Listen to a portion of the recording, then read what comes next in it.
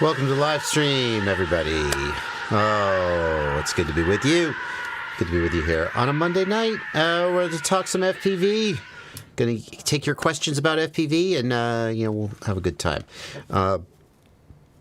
Ghost Branch, I'm sure that Blunty will post my German from yesterday's live stream, and the discussions about the show Dark. I'm rewatching Dark, Ghost Branch, for the second time, enjoying it immensely, and picking up even more German words. I couldn't speak German, but I know that 3 words that I hear all the time, and I had some fun on yesterday's live stream. So that'll be a clip, right, Blunty? Surely. Sure. Yeah. I will say, I do tend to post those, but a lot of anything that's not FPV direct related tanks so hard on the Clips channel. No, nobody watches them. Yeah, but it's just for Ghost Branch. It's just so Ghost Branch can hear it. Yeah. What's the downside? Okay. Better. That's some dry lips. Here we go. I have to make a statement about ads on the channel, because I noticed some people who were watching yesterday's live stream replay, and they were saying, "Criminy, there's a lot of ads," and I was like, "What do you mean?" And I went and looked, because I normally don't put mid-roll ads on my live stream replays. It's not that I don't want your money. It's just it's a 2-hour live stream. What am I going to go manually put an ad break every 5 minutes or whatever? So I just don't bother. And they have ads. They don't. Actually, now that I think about it, I don't run ads while the live stream is playing either. There's a little button at the top of my screen that I can press to run an ad, but I'm just like, whatever. And YouTube has a new policy. Get this.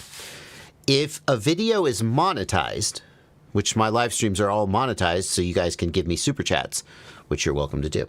If a video is monetized, but you didn't put any mid-roll ad slots in it, YouTube has decided that they'll just do it for you. They'll just do it for you. And in fact, YouTube, and there's nothing I can do about this, except I don't think there's anything I can do about this. They've already gone back. There are old videos of mine from 5 years ago. There was a time when I didn't run mid-roll ads. I only ran pre-roll ads. And at a certain point, I decided that I was like, you know what? I am not that bothered by mid-roll ads. I just skip the ad and I just move on. And I was like, okay, I'll put a few tastefully placed mid-rolls, but not once every 2 minutes or something. And so I started doing mid-rolls. And so there's older videos of mine that don't have any mid-rolls, but they have monetization turned on because I want to do a pre-roll before you come into the video. YouTube has added mid-rolls to all of those, and there's no way for me to get rid of that except for me to manually go into each of thousands of videos and delete the mid-rolls, which I could do, but I'm not going to do that. So any of my videos where I manually placed mid-rolls, they're being left alone, although YouTube would have added more mid-rolls to those. They were like, we don't think you put enough mid-rolls. And they asked, there was an option at the top of my YouTube dashboard where I could say, no, don't do that, and I did. So any video where I put mid-rolls, it's going to stay with the mid-rolls that I put. But any video that I didn't put mid-rolls on, including my live streams, because again, I'm not going to go back and manually put mid-rolls everywhere through a 2-hour live stream. YouTube just puts mid-rolls, and they put a shitload of them. Now, here's the thing. Here's what you don't know. Mid-rolls are referred to as ad slots. Let's say I go in to a 2-hour live stream and I put a mid-roll ad slot once every 2 minutes. Here's a little YouTube behind the scenes. YouTube will not show an ad every 2 minutes. YouTube wants to show you just enough ads that you don't quite leave the platform. But they want to show you as many ads as they can so they make as much money as they can, but they don't want to piss you off and make you leave.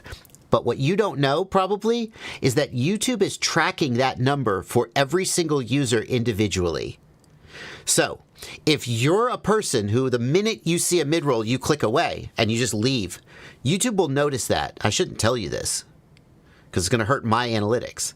YouTube will notice that and will show you fewer mid-rolls.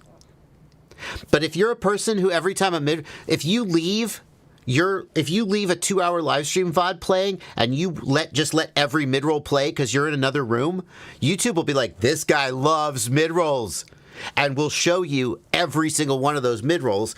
So if you're getting mid-rolls every 2 minutes, it's because YouTube thinks you can take it.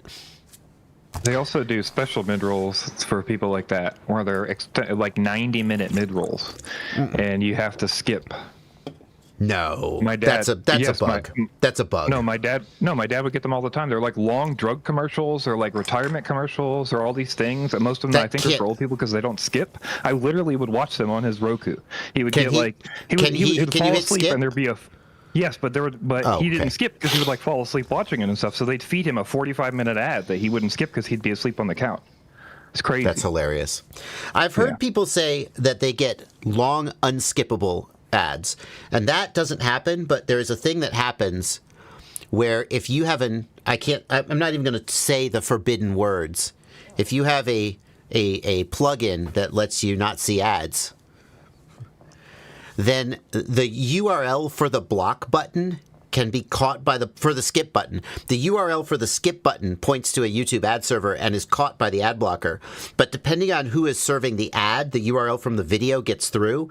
And there were people who would post on Reddit, they'd be like, I got a 10-minute unskippable ad. And it's actually the ad blocker is causing that. Oh, I said the word. Oh, well. So the moral of that story would be that don't use an ad blocker. No. There's one more thing that's annoying about this, as long as I'm bitching. I manually place ad blocks at chapter breaks. So I divide the video into chapters based on, one thing wraps up, we're on to the next thing. And I put ads at the chapter breaks so you don't get an ad in the middle of a sentence or in the middle, and it's at a scene transition. YouTube has decided not to let me place ads in disruptive places. And their version of disruptive is there's quietness in the audio. I don't know. So YouTube is also disallowing and disabling ads that I placed at a chapter break because according to their automatic algorithm, it's too disruptive. So my takeaway is this. If you go to watch a video and there's a bajillion ads, I didn't do that. YouTube did that, and I'm sorry. You should listen. How much is YouTube Premium now? You should just get YouTube Premium if you can afford it. If you watch a lot of YouTube, I get way more money from YouTube Premium than from you watching even a lot of ads. If you care about that, it pays the creators so much more money, and then you just watch YouTube with no ads whatsoever. And if you watch a lot of YouTube, it's so worth it. Just so you know, also, if you really want to help the channel and any channel you really like, if you download a video on YouTube Premium, it counts as watching the entire video at 1x speed. Because they don't know if you've watched it or not. So, that's cute. Helps our creators. It's like $15 a month, no ads, and access to YouTube Music. Anyway, yeah, that's what they're doing. They're showing you so many ads to try to get you to buy Premium. I'm sorry, whatever. You figure it out. I don't care. You're here. If you buy YouTube Premium, that's fine. If you do some other method to avoid seeing ads, that's none of my business. Anyway, let's get on with the live stream. Yeah, I can't go back. After using Premium for years, when I watch YouTube and it's not on my account and there's ads, I'm like, what is I'm not the kind of person who watches ads. We're not that kind of family, are we? No. Anyway. There's a lot of Premium in the chat. I didn't know it was so popular. Well, these guys aren't plebs. Can someone send me a link to a video or instructions to have GPS coordinates show up on my radio in the event of a crash or lost drone? Is this even possible, or did I dream it? Steveatrix, if you have telemetry working, then GPS will appear as a telemetry sensor. At that point, how do you save that information on your radio? You can turn on the logging special function, and it will log all telemetry to a CSV file on your SD card. That may not be what you want, though. I believe there's a Lua script out there that will show you the last GPS coordinates as well. And then what a lot of people will do is they'll put it in the OSD and record DVR, which may be a preferable way to do it. Also, there's with DJI goggles, at least the old DJI goggles, you could hit the back button on the goggles and it would show you the last frame of the video. Yeah, it's in the safety menu, I believe, and it's a drone view before disconnect or something. That's the last, like, 30 seconds. Yeah. Yeah, okay. Poulettes asks, how worried should I be about the top plate touching the 04? What do you mean? Let's look. He posted a picture. Where is the picture? Here's the picture. Why can I not pop this out? I don't want to forward it. I want to pop it out. There we go. How worried should I be about this? Extremely. Are you kidding me? You cannot have the top plate touching your electronics. That's not okay. Don't do it. That's not okay. It's a big deal. Don't do it. This is a disaster. You will destroy your electronics. You will. How much flex do you think that carbon fiber has? Enough to destroy the. Why would you let a piece of carbon fiber smack into a $100 video transmitter at 70 miles an hour? This is a huge problem. Yes, no. This is, I mean, since you had to ask, I'll answer, but you shouldn't even have to ask. That's so not okay. It's so not okay. Oh, it didn't flex. Yes. Oh, my man. It's so not okay. Don't do it. You will destroy it. That is a mistake. It's objectively a mistake. It will die. The carbon flexes. It's not okay. Carbon flexes. Even if it doesn't flex, it's going to transmit shock. All right. And carbon fiber is conductive. Good point. Yeah, no. Protect the whole point of that's like saying like the whole point of the carbon fiber is to protect the electronics. It's like saying, what if I took all of the foam out of my motorcycle helmet and just wore the plastic shell on my skull? Absolutely not.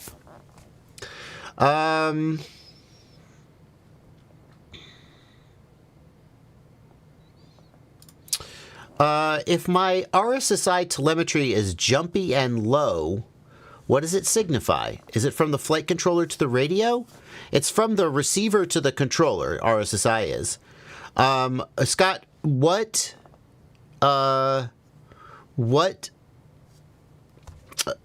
receiver do you have? What controller do you have? Assuming it's Express LRS, I'm going to guess that it's Express LRS. You should do the table test or the bench test. And if you search for Express LRS bench test, you'll find a page called Before You Fly. And it shows how to do it. But the short version is you take the quadcopter, you put it on a table. You take the radio, you put it on a table 1 meter away.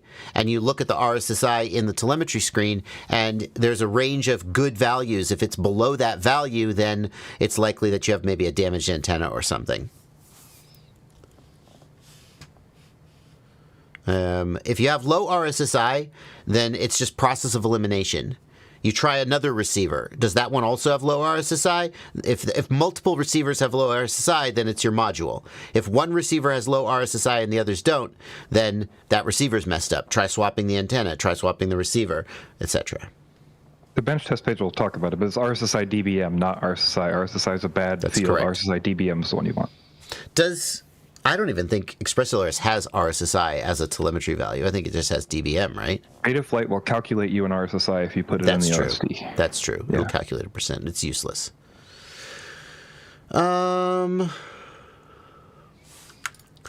What antenna should I get for an analog headset? My go-to sort of all-round antenna is the TrueRC X-Air. It's not too big. It's a little bit of gain. It's got a nice symmetrical pattern. And I think it's a great, patch antenna to get just a little bit of extra 9 dBs of gain. That's actually fairly substantial. That's more than I thought it was going to be. 9 dBs of gain, get a little extra gain out of an analog system. And then the other one, I like the Luminaire Axie antennas as a nice little antenna to put on your goggle. Luminaire Axie right angle. That's a solid antenna to put on your goggle. TrueRC, I don't know why, but I never used TrueRC's Omni antennas. I don't know why. They got some okay Omni antennas. The Singularity, TrueRC Singularity is an okay antenna to put on your goggles. Nothing wrong with that. So if you're just going to go to TrueRC, order yourself a Singularity and an X-Air.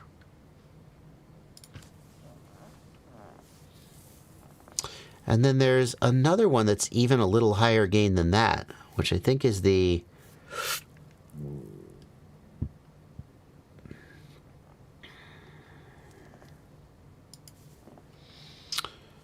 X2 Air.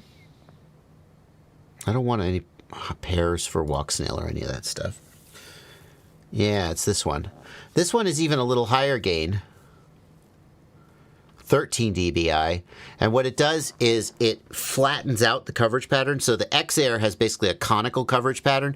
The X2 Air flattens the coverage pattern out, so it has less up to downy tolerance. So if you drop your head, the X2 Air is going to be worse.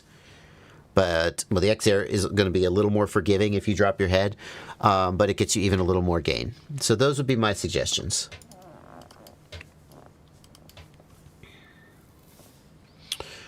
What steps should I take to fix a drone that I found that's not working? I found it in the grass at my buddy's house. Sorry, man. Too open-ended question. It's too open-ended. We don't know what... I would start by identifying the hardware on the drone. What flight controller does it have? What ESC? I would definitely plug it in with a smoke stopper first, But I would want to identify the hardware and then sort of slowly work my way through troubleshooting it. But I can't be more specific than that. Any suggestions for frames for an indoor drone with the 04 Mini? Sam DeLiu. Indoor drone? Let's see. For an indoor drone, I'm thinking 75 millimeters is going to be the biggest that we want.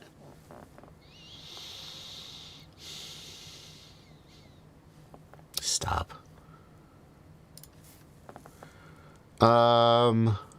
We got a Meteor 6504. Oh, nice. So there aren't very many bind and flies yet with 04s in them. Meteor 65 Pro 04, probably worth consideration. There certainly are those who say that the 04 is too heavy for a 65 millimeter and that they would stay away from this. You'll have to decide. The 75 should be pretty solid with the 04 light on it. So that's a direction you could go. But I wouldn't go bigger than 75 millimeter.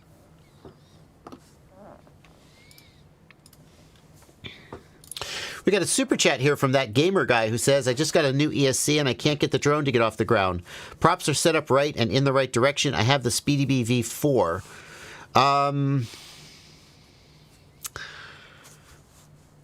Yeah.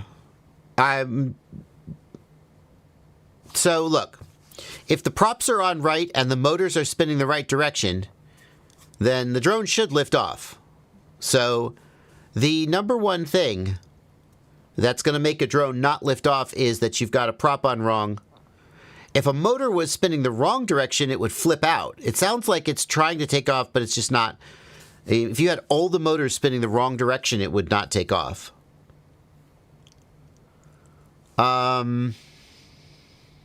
If there was one bad motor that wasn't making thrust, then the whole ESC the whole quadcopter would not want to take off. Is it flipping? Hang on. That gamer guy. can't get the drone to get off the ground is different than flipping. I gotta kind of like side-eye you a little bit here. Can't get the drone off the ground means that when it doesn't flip, it just won't take off. But if it's flipping, you gotta say it's flipping. That's relevant. Okay, if it's flipping, there are 4 things it could be. And I just made a video about them. This is the video you want. Whoop.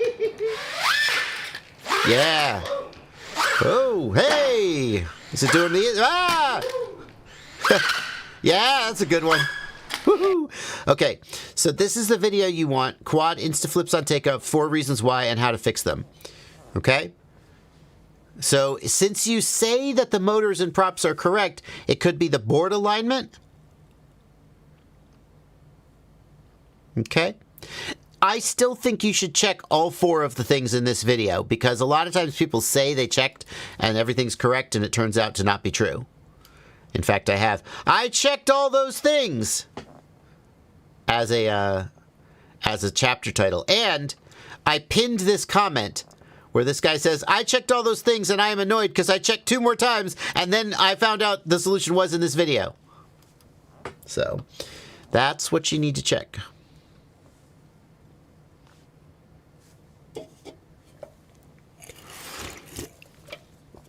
What's the best KV motor for an FPV drone that weighs 78 grams with a battery on 2-inch props? Oh, I don't know 2-inch KV off the top of my head. I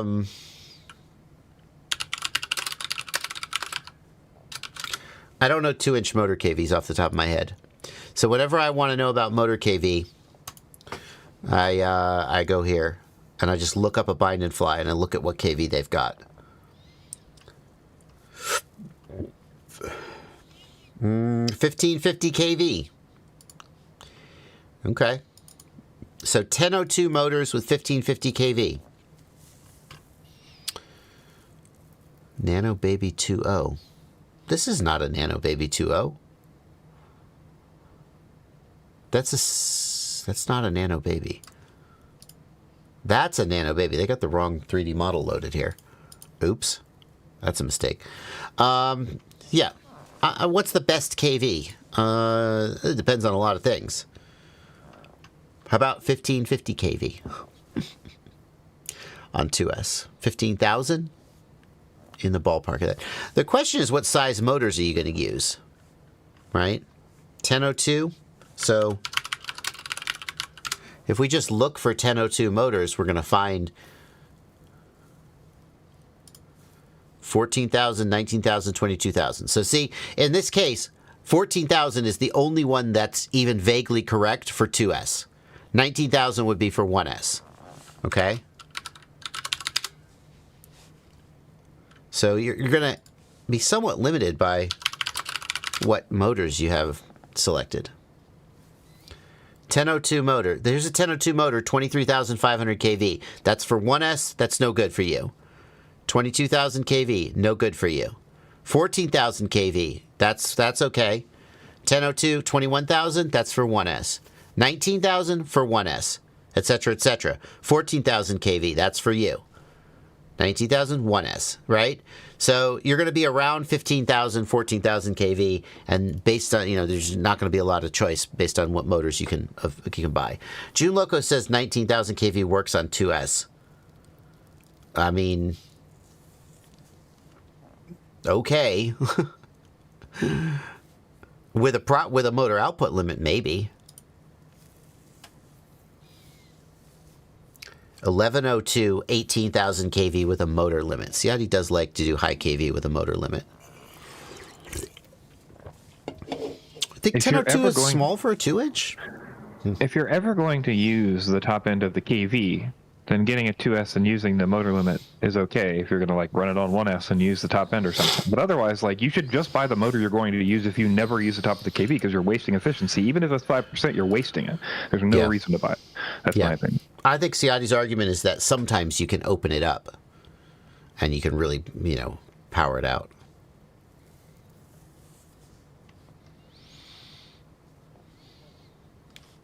There are those who are saying 1002 is too small and 11 millimeter motors are better.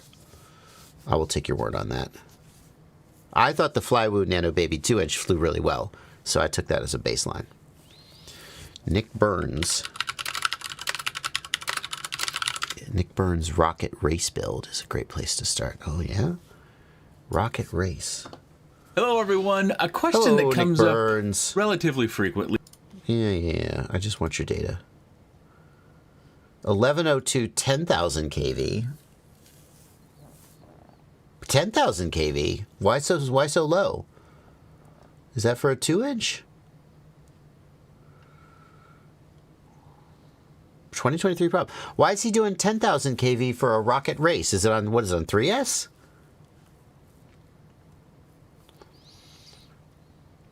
$1102, 10,000 kV. Where's the batteries?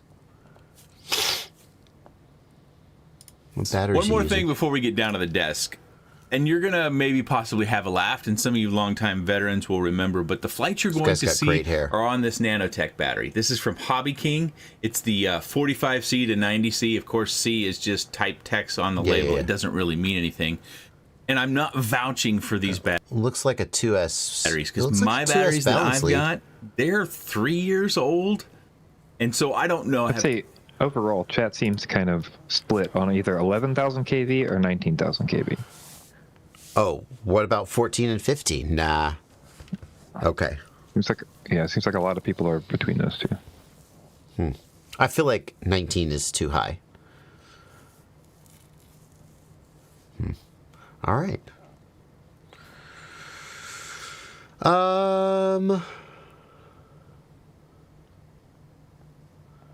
Skytex asks a very interesting question. Are there any major features I would miss out on if I combine the new HDZero box goggles with a Walksnail standalone VRX?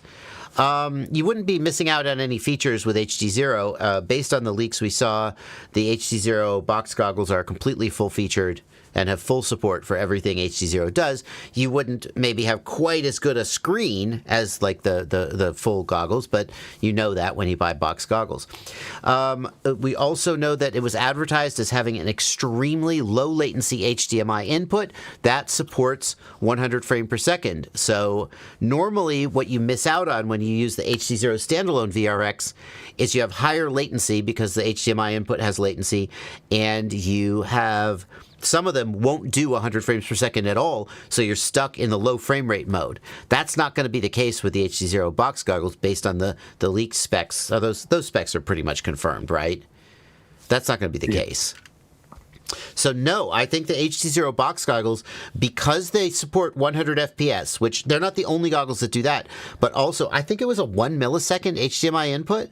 They have the lowest latency HDMI input of any goggle I've ever even heard of. You could honestly say that the only thing you're giving up is sort of the inconvenience of having to deal with the standalone receiver and like mount it on your goggles, and it's going to get in, like if you mount the standalone receiver on the front of the box goggles, it's getting in the way of the HDZero antennas, so you'll have to figure that out, but you're not missing out on really anything, as far as I can tell.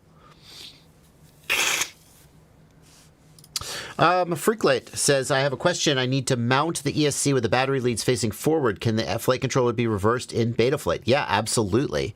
You're going to go into the configuration tab, and you're going to use the board align parameters.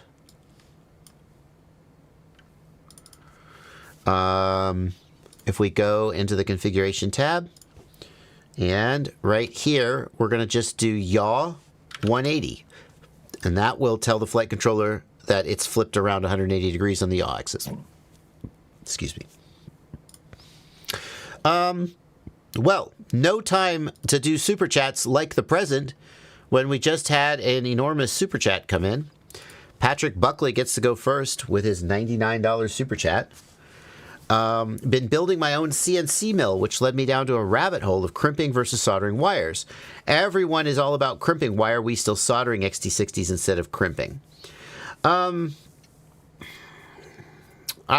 don't know.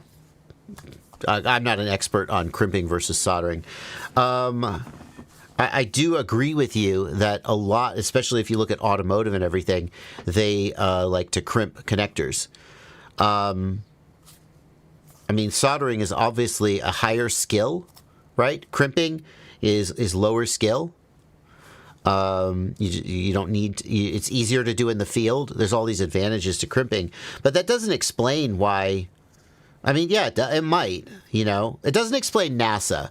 Like for automotive manufacturing, if you can have a crimped on connector that you can make with a machine versus a soldered connector, that's no question you can make crimped connectors way faster and cheaper. But for NASA, I think they're going to do what's best. And if NASA uses crimped connectors, I don't know what to tell you. Soldering certainly is more secure than crimping. Soldering is going to be better in a lot of cases for high current because you'll have more sort of connection between the wire and the connector, although a good crimp obviously can be high current as well. Yeah. Do you think it has to do with the fact that if you fail to solder correctly, you wake up in the cable and create a hard joint that is actually worse, like more brittle? Sure. I mean, NASA will clearly just solder things correctly if they thought soldering was better. They would do it the way they thought that was best. And if it required skill, then F you, we'll just hire people with the skill. I think that soldering has the potential to produce a superior joint, but crimping is sort of more repeatable, cheaper, and more reliable. So I don't know, though. I honestly don't know the answer because I don't know why would I could take a guess for automotive, but I don't know about NASA. If somebody has I'm sure there's somewhere out there, there's a document, like that's the whole SOP for how you crimp at NASA. If somebody knows how to find that, send it in. Yeah.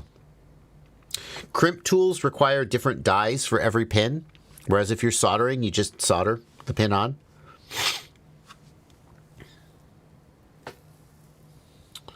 Also, what would the crimp be on an XT60? Would you use a different connector, I guess? It wouldn't be an XT60.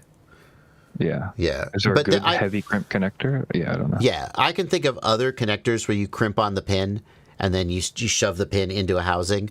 It's not gonna come to me. Those solar connectors do it that way, whatever those are. Yeah. Okay. I know on cars that happens, but I don't think they carry that many amps. But I guess it depends on. Yeah, I have got one of these for some solar. I don't remember the name of this connector. Solar connectors crimp tool. Yeah. I think that crimping is as popular as it is. MC4 is the connector. I think crimping is as popular as it is because you don't have to learn to solder. Crimping is accessible to way more people.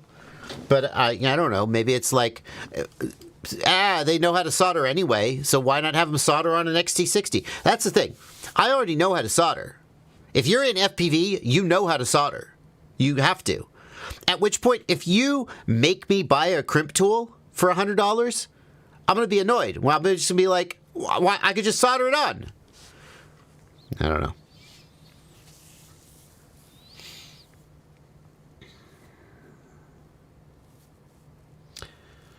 Going back to the question about the motors, Crom says 1103, 11,000 kV is a great choice for 2-inch at that weight. Fair enough.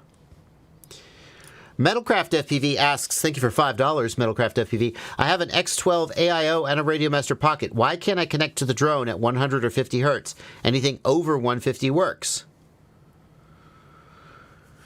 Whoa.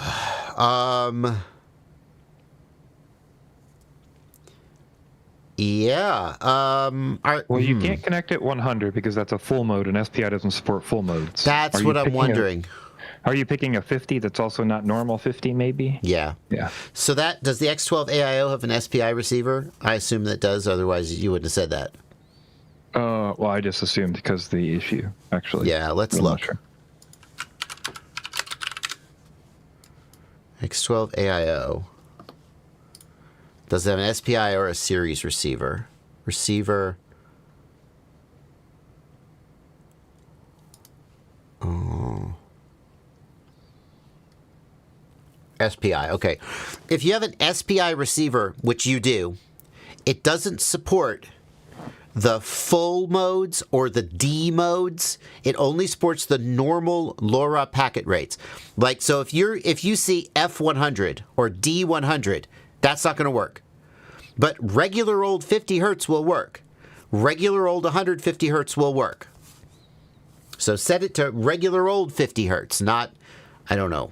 Is there a D50? I'm not sure that there is.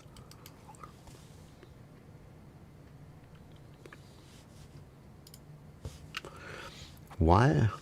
Yeah. Is there a way to zero out a barometer on the bench? My Caddx GoFilm 20 is very noisy on the bench, and OSD altitude is off by a good 15 feet when flying. Patrick, Betaflight just assumes the altitude that when it powers up is 0, and then the noisiness is because of airflow from the props. What you need to do is get some open cell foam and cut a little square of open cell foam and tape it over the barometer. And that will smooth out the airflow over the barometer and remove some of that noise. It's a standard thing that's done to help with that. What are your thoughts on the 533 Spec 7 and their quads in general? The 533 Spec 7 is for 7-inch spec racing. So the Spec 7, HDZero Spec 7, there we go, ready to fly. Is this for Street League? I think it's for the L Multi-GP Pro Spec. Is it, though? Just remember, those are two different things, yeah. I do. The only reason I'm curious is because it says here Street Legal 7-inch frame, which that feels like Street League to me. Oh, Trady says it's not Pro Spec. Okay. Yeah, I think it's Street League. They also have a Pro Spec frame. This just isn't it. So the HDZero Spec 7 is for people who are racing Street League, which is a 7-inch spec class. Spec class means that there are rules about the drones, kind of like NASCAR. You can't just enter any car in NASCAR. There's all these rules about how the car has to be. 7-inch spec racing is like that. Street League is like that. If you want to race in a Street League race, then you should buy the Spec 7 or any other compliant drone, but that's what the Spec 7 is for. If you aren't interested in racing in Street League, then you might get a more enjoyable experience out of racing a different drone, because just like in NASCAR, where there are all these rules about how the cars should be, and in many ways they make the cars slower. But the idea is to create a level playing field where everybody's racing as close as possible to the same car, so that then driver skill makes the difference. Street League intentionally makes the drones heavy and slower. And that makes for more enjoyable racing in a lot of ways. It levels the playing field. But if you just want to fly a powerful 7-inch drone, you could break some of those rules and have maybe a more enjoyable experience.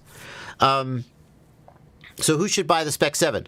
A person who wants to race in Street League, or whatever. Spend your money the way you want. But I'm not sure I would buy this exact drone unless I wanted to race in Street League. Now, 533's ready-to-fly drones are top-notch. Top-notch. 533 as a company is top-notch. I should disclose that I'm friends with Evan Turner. I've done videos with him for years. He lives here in Tennessee. He's about a half hour from my house. If you think that's... It probably is. It probably is. Biasing my opinion of the company. But I have bought drones from him. They're amazing. They're perfectly built. They're wonderful. And ever since they got into the more general, like they just have an FPV store, he's putting in so much work to have like a good store, good customer service, and he's just a good dude, and I cannot recommend them more. So if you're looking to buy a bind and fly, the thing is, his bind and flies are not made like in a factory in China by the 10,000s. They're just made by this one dude. Or maybe there's one other dude now. And they're just handmade by a guy who knows how to build to Evan Turner's standards. They're top notch. They fly great. Atreides is here. Atreides is that dude. That's Skip. Skip and Carter. He says Carter. I couldn't remember Carter's name. Thank you, Atreides. And here's the thing. It's possible that 3 years from now, 533 will have gotten so popular and expanded, and they'll have hired, and now they'll have 10 builders instead of 2. And quality will go down. It's possible. That's a thing that happens in the world. The company is small. The company is hungry. When you only have 2 builders and you're only selling a small number of drones, it's easy to keep quality control up.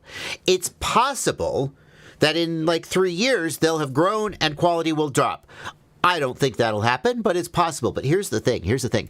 Right now, if you buy a 533 bind and fly, you're catching them right at that upswing. They're hungry and they're hardworking and they're still small enough that they're doing great quality on every single one that goes out the door. They haven't hit the challenge of how do you keep that quality up as you get popular. They'll hit that challenge and hopefully they'll overcome it. But right now, there's no better time to buy a bind and fly from 533 because they're every single one is just lovingly babied over by these guys. So that's my opinion. Atreides says, I'll kick their ass if the quality goes down. There you go. Every compliment from me has to come with a backhanded insult. So that's how it goes. Do you have any recommendations for U.S. manufacturers for FPV parts that I can support? We need more options at home. There aren't a lot of them. Rotor Riot has some U.S. manufactured parts, the Brave flight controller, and that line is going to be expanding. I think they released the ESC as well. If you look for the term NDAA, Get FPV also has an NDAA page. Yep. That's the easiest way you're going to find things that we would consider U.S. made. However, that's a lot of caveats because it's assembled here or soldered here or whatever, but the parts are from China. But, it is what it is, right? That's the closest we're going to get currently is an NDAA product. NDAA technically means not made in China. I mean, it could be made in Europe and still be NDAA compliant. But a lot of the NDAA stuff is manufactured in the U.S. And as Blunty points out, if I want to make a flight controller that's NDAA compliant, okay, I buy all the chips from China because that's where they come from. And then I solder it all onto the PCB. I order the PCB from China. And then I solder the chips to the PCB here in the United States. Voila! Manufactured in the USA. And that's actually how it's done.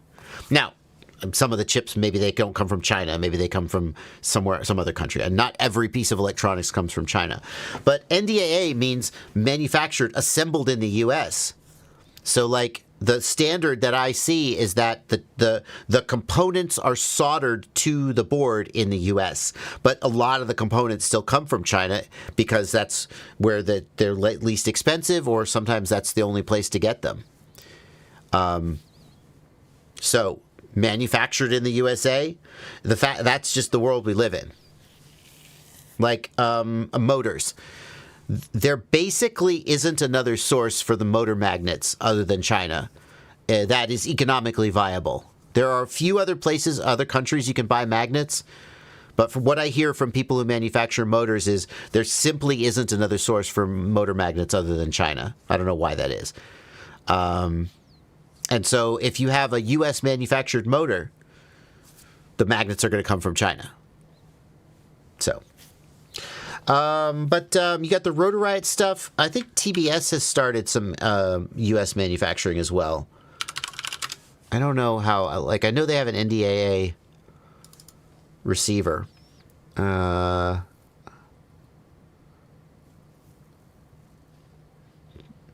just search for NDAA, or is it a category? There's a category. I don't remember exactly what it's called. Yeah. Look. TBS Lucid Flight Controller, NDAA. Lucid ESC, NDAA. Crossfire Module, NDAA. All of this stuff that's labeled NDAA is manufactured in the U.S.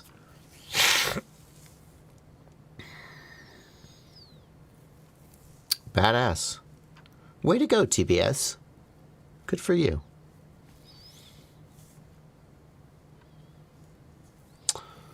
That's not even that much more. Wow, that's not even that much more expensive. I'm kind of impressed. All right.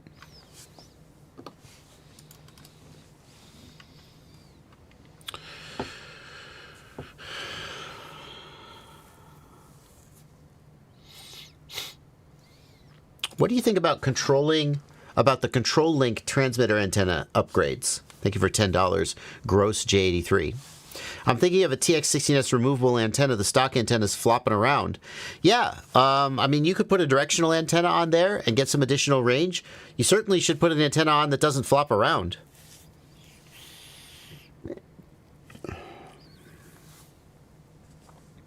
You can get a little extra range by putting a directional antenna on there. Absolutely. When is your 3-inch kit hitting the market? Trinity FPV asks. I would say I can tell you that they're waiting on me to finish the videos. However, the reason they're waiting on me to finish the videos is because I was waiting on them to send me the analog kit, the final kit with the case and everything. I am currently, literally at this moment, over there on the desk. I am working on recording that video. I think it could hit the market early next week. I need to finish the video and then edit and upload all the videos. Most of the videos are already mostly edited, but I think early next week is realistic. Lamont Price, thank you for a $5 super chat. No question, just a super chat. Thank you for your generosity. And Tyler Scherenberg, thank you for $1. And Tyler says thank you for your donation. I don't know what I donated, but thank you. Tyler asked a question. He accidentally messed up. Oh. He searched a question. Okay.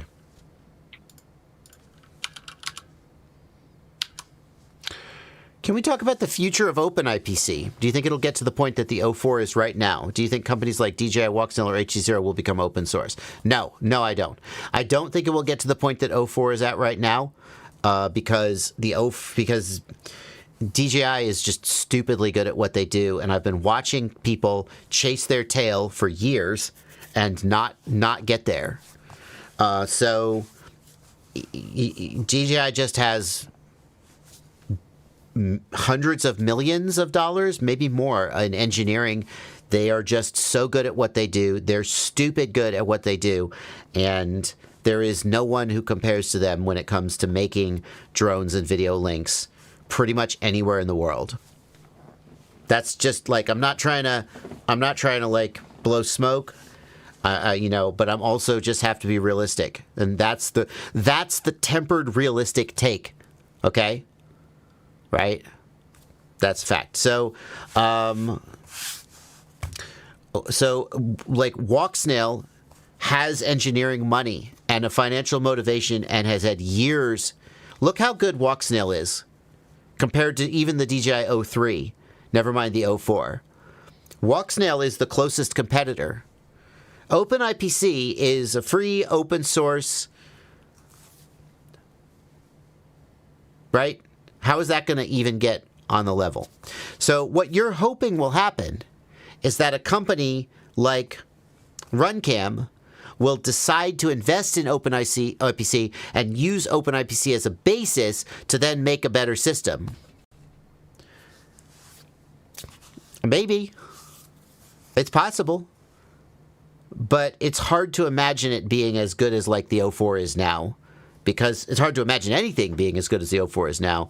But then you also say, okay, now it's this open source thing, and it's not going to maybe get the focused development. And people say, but ExpressLRS is great. ExpressLRS is amazing. It's way easier to make. I'm not to take anything away from the ExpressLRS devs, but a lot of the reasons why ExpressLRS is good goes back to that Semtech chip and the LoRa technology that then ExpressLRS built on top of. That chip is an exceptional radio module. There isn't something like that for video, in part because video is Like, that chip is designed to send a small amount of data over a very large distance, and it turns out that's exactly what a control link wants to do. FPV video wants to send a huge amount of data over a very long distance with extraordinarily low latency, and that is... Oh, and also the box needs to be this big, and it can't draw more than 10 watts or 20 watts. There just isn't there isn't anything that already does that. And so you have to invent it from scratch, and it's very hard. Will companies like DJI Walksnail or HDZero become open source? Not DJI, as if they'd give away any of their secrets. No, I don't think Walksnail has indicated they want to do that. HDZero, they have their proprietary thing. I don't see it. So just to be clear, Walksnail can't, because Walksnail is not using their own technology. They're using Artisan's technology, a Chinese company. The SoC, right? The system on a chip. Yeah, the ASIC or whatever you want to call it. Yeah. So I think what you're hoping will happen is that a company like Emacs or RunCam will start investing heavily in OpenIPC and will drive OpenIPC to a point where it sort of reaches this open source critical mass and then starts just snowballing and getting better and better and better. And it's that doesn't seem likely. It doesn't feel likely to me. I think OpenIPC will get a lot better. It will. Once it gets some investment and gets commoditized a little, I think it has room to get a lot better. The hardware is holding OpenIPC back right now. If someone were to take something like the Artisan's SoC that Walksnail uses, I don't know if you could literally do that, and use something like that to run an OpenIPC system, it would get way better. But is it going to get as good as the 04? That's hard to imagine. Adoker asks, I just set up a new 2-inch toothpick with a brand new Newbie Drone BLV5 AIO flight controller, brand new Beta FPV 1103 11,000 kV 2S motors, takes off, hovers, and then shoots to the sky. Where should I start? Oof. Hovers and then shoots to the sky. Ah.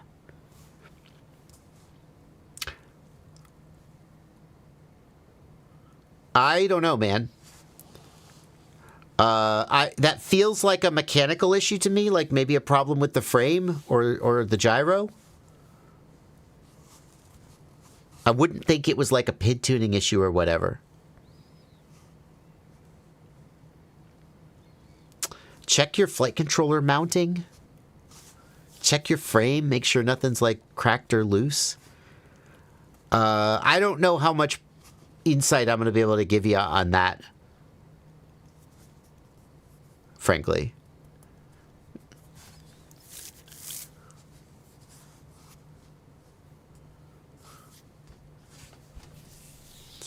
On reality, there are three things about OpenIPC that I think need to be improved before...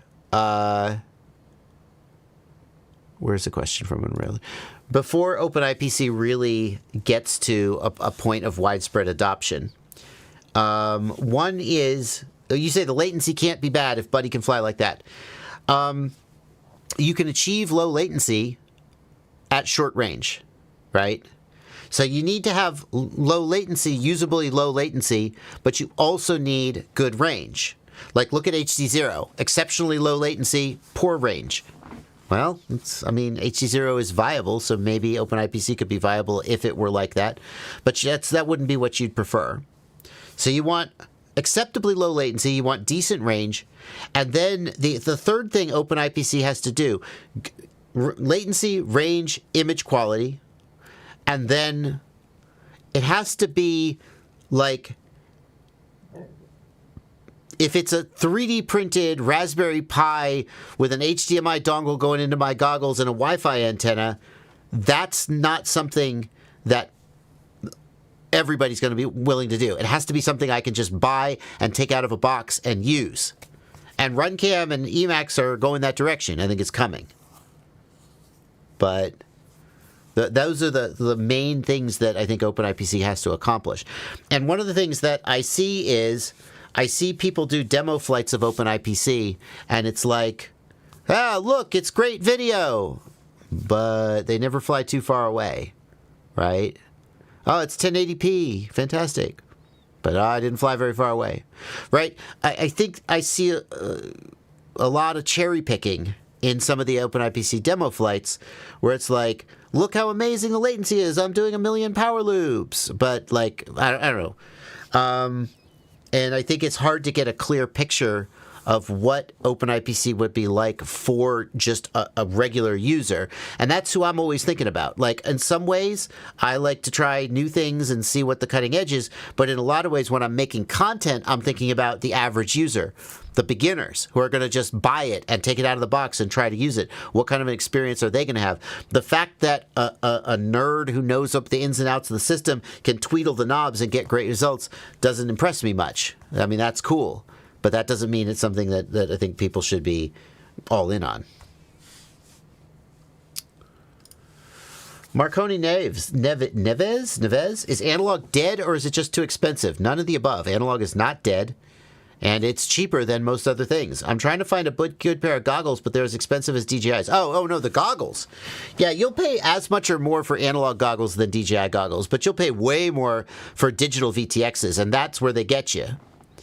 Because you're going to buy, when you buy a DJI VTX and it's $220, okay, that's the VTX and the camera. You buy an analog VTX and camera, and it's $60 or $70, maybe a little more. So you're paying half or less for your analog VTX and camera compared to DJI. And so then by the time you've built 3 or 4 or 5 drones, you've made up the difference, more than made up the difference. But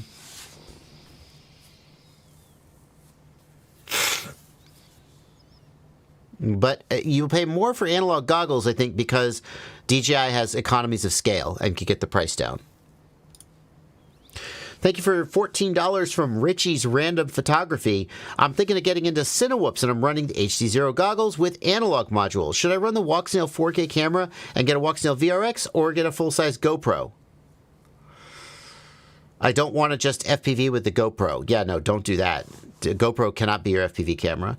I would tell you, if you're happy with HDZero and analog for your FPV feed, then just put a GoPro on the drone, because the GoPro is going to give you better image than the Walksnail 4K camera and the VRX.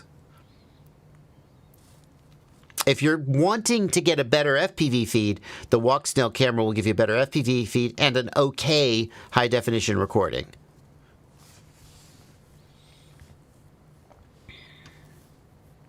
Where's this video that people are posting from the RunCam system?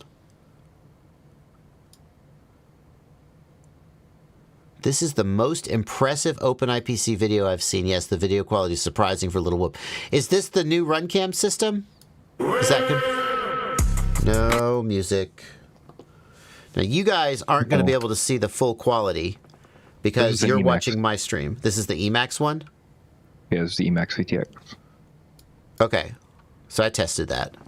What's he got? He's got the X-Rail goggles. We don't know what receiver he's got either, but I assume if he's racing, he's got the Radix or whatever not the Radix. Radixa. That's it, yeah. So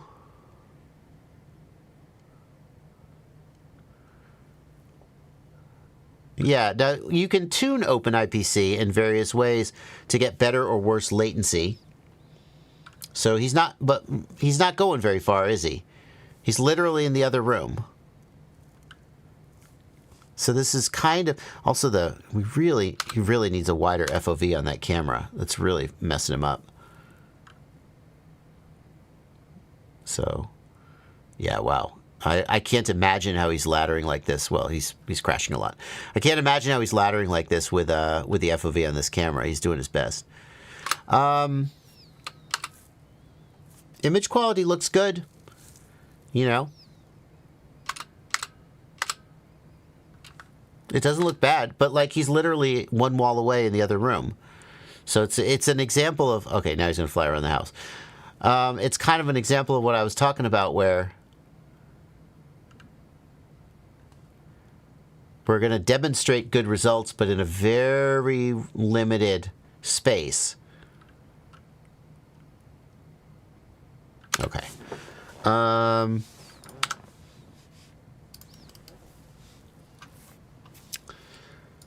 Thank you, says Root. Are you too close? Thank you for $5. Are you too close? Your backlog is a wealth of information that's helped me many times. Loved seeing you having a blast in the Ferrari. Oh, yeah.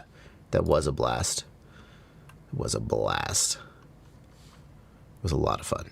I got to drive a Ferrari.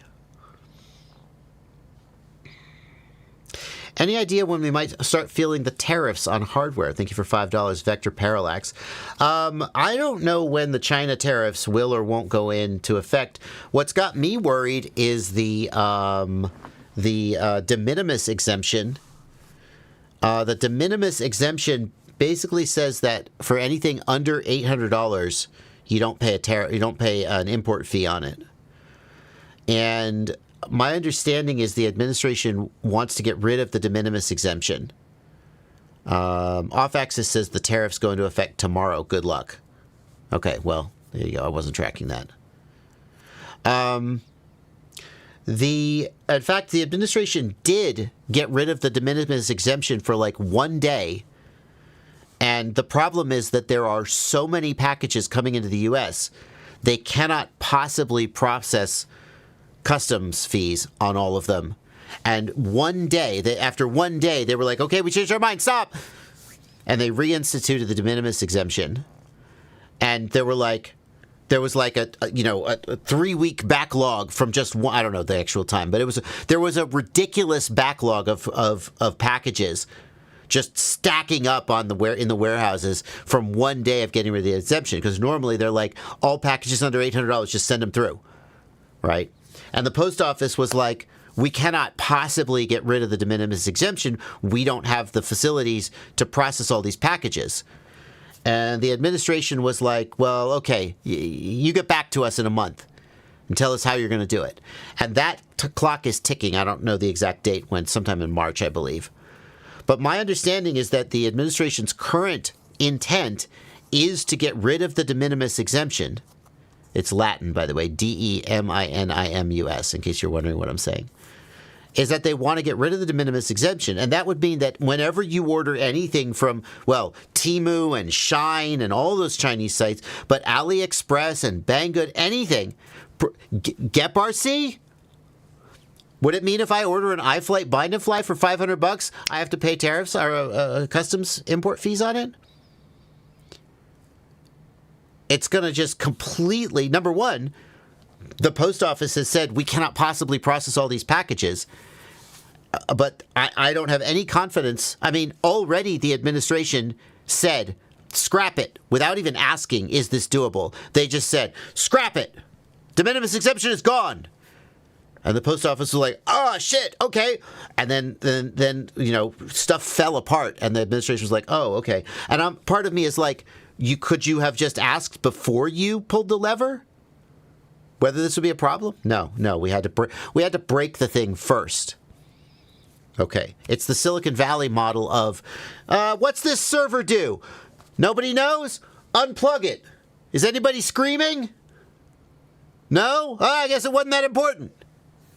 Except we're doing it with the federal government. We're just like breaking things, and when people start screaming, then they're like, oh, I guess we shouldn't do that. But I have no confidence that when the post office says we cannot possibly process all these packages, that the administration will go, oh, well, okay, I guess we won't do that. They'll just be like, no, do it. And then who knows what will happen. But if the de minimis exemption goes away, drop shipping from China is completely gone. Like, it's not worth it anymore. So I don't know.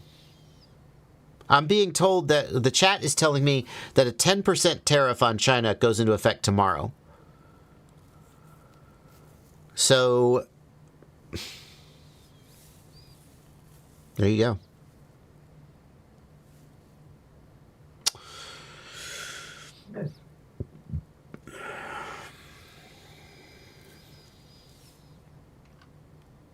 I'm also reading that there are complications with collecting the fees, that the USPS is not authorized to collect these customs fees.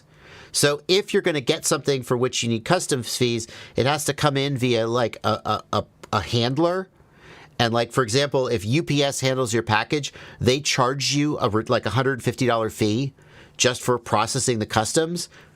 And that the reason they do that is because there are a lot of cases where the customs fee gets rejected and the package gets returned, and then UPS is just screwed because they can't deliver the package, so they overcharge you. It's all up in the air. No one knows what's going to happen, but it's not going to make life better for us. I'll tell you that. There is no world in which this makes FPV cheaper and more accessible to Americans. So, I don't know what's going to happen, but it won't be good. I'll tell you that.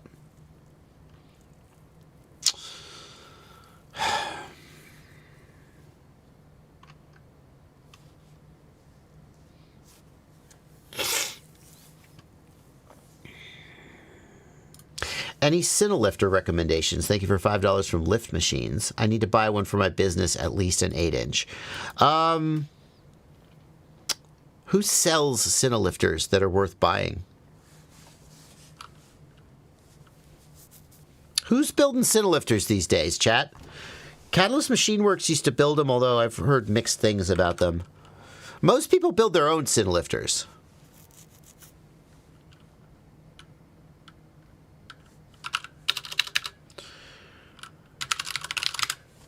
You want to bind and fly Cinelifter? I mean, sure, right? You're a business. You don't want to build your own shit. You want to just buy something and have it work. Does Andy Shen sell pre-built Cinelifters? Frames.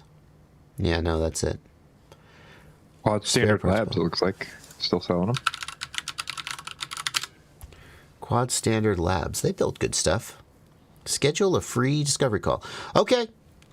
I can't think of anybody better than Quad Standard Labs off the top of my head.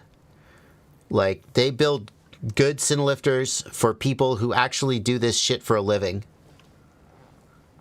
And I like the fact that if you're going to buy a Cinelifter, they say schedule a discovery call. That's nice. That means they're going to try and figure out what you really need. They're not just going to be like, try to sell you, something to get hey, here, buy this.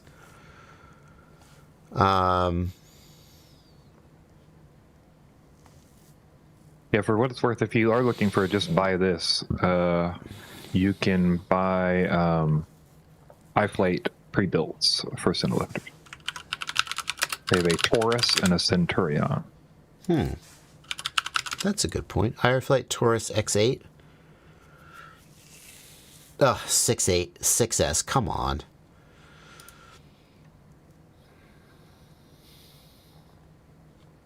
Oh, that maybe, yeah, that's a Cinelifter, but it's not an 8-inch. No, that's like looks like a 5-inch. That was a quad 5-inch? Is that what it is? Let's look. Let's not just guess. Okay, take me there. 8S, there we go. That's what I want. I don't want no Cinelifter running on 6S. Give me a break. Stop! Do not! With that bullshit. Do not. Oof. 11 by 7. Okay, it's an 11-inch. I was way off. Yeah, that seems to fit the bill. The Taurus X8 Pro Max. I mean, you just buy it. But here's the thing. Like, what camera are you going to run? Does it have mounting for your camera? Right? Like, I kind of like the idea. Is Quad Standard Labs in the U.S.? I think they are. I believe they are. Let's double check. We have a phone number? No. I think they're in the U.S. Assuming you're somewhere where they'll ship to. I really feel good about the fact that they have services. Professionals need services. Professionals don't want to just buy a product, have it dropped on them, and then not be able to get support for it. I love the fact that they have services, and they're going to, like, talk to you. They do consulting. They're going to be like, what camera do you have? Okay, you need this mount, you need this cable, you need this. Here's what you need to know. And they're really going to know their shit. So thank you for that recommendation. It's a good recommendation.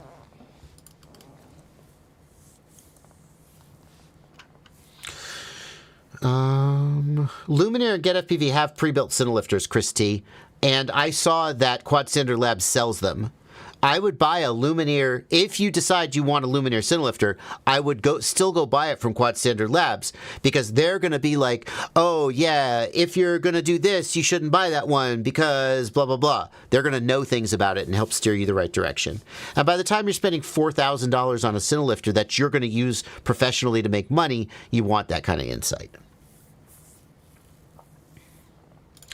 Dan Burke, thank you for $10. Super chat. I've noticed with the Boxer Crush that the orientation of the stock antenna affects link quality. If the sticks are towards the sky or the sticks are facing me.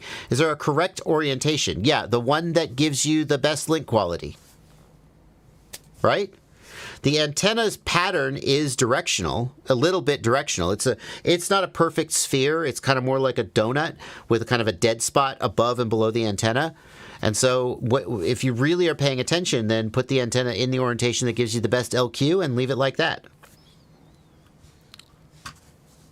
There's no one correct orientation, though. It depends on where the drone is relative to you and what the orientation of the antenna on the drone is.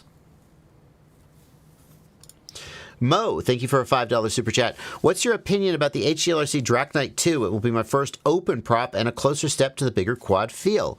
I've heard good things about the DraKnight.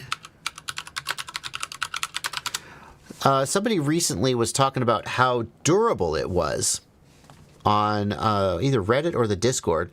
There's definitely some people out there who really love the DraKnight. I have not flown the DraKnight. It has a spoiler on it, so I immediately hate it. I hate people that put spoilers on drones. It's whimsical and cute, and I can't tolerate that. No, I'm joking. I've heard good things about it. That's what I have to say. Single piece bottom plate. I guess in a 2-inch, that's pretty typical. Yeah.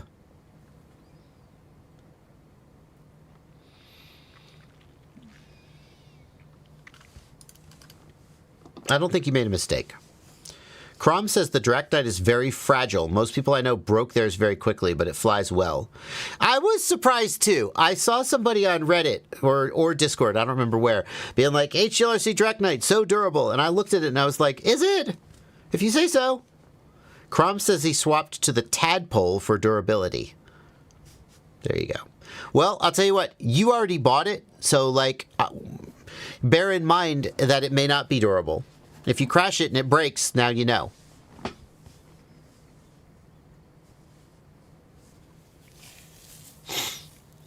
Tadpole unite. Tadpole gang. SWB, thank you for a $20 super chat. SWB asks, thanks for all you do in helping noobs like me get into the hobby. Another big thanks to Blunty for being quick to help the Discord members. Should I mention your Patreon that gives people access to your Discord? Wow. He paid $20 to plug my Patreon. Thanks. Yeah. You join my Patreon, you get access to my Discord. And it's the best Discord server in FPV. Says me. Yeah, buddy. Keegan Cox, thank you for a $5 super chat. I want to start racing. I already race a Whoop, but I don't want to go straight to 5-inch. What's my best option? 533 Tiny Trainer. 100%, no question.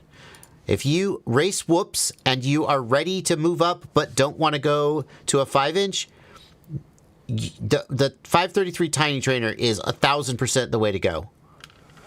It's a really nice little 3-inch racing build. It's just fun to fly, and if you decide to go to a drone race, you can go race in, it's a spec class built around the Tiny Trainer. You can go race in spec class races against other people with Tiny Trainers. It's a hoot. There we go. It's a 3.5 inch, not a 3-inch. That's my mistake. Comes in analog. Comes in HDZero, and you can even get I think you can get a DJI 03 one. Although the DJI 03 one is not spec approved to race with the analog. I mean, obviously, your race director may let you do whatever, but officially, it doesn't race with the analogs. It's much bigger and heavier and flies different, although it's still fun.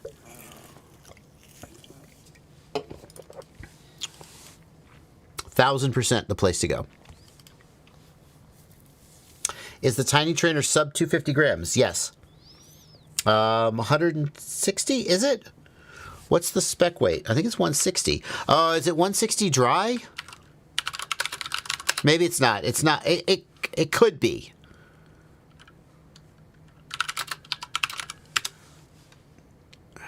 O3 Tiny Trainer with battery well under 250 grams.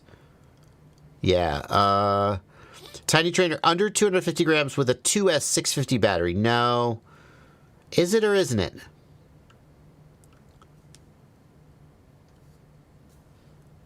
I'm not sure.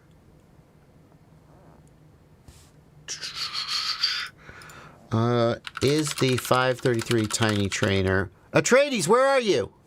Atreides is here. Atreides, you build them. Is the Tiny Trainer sub 250 with the standard 3S battery? He says yes.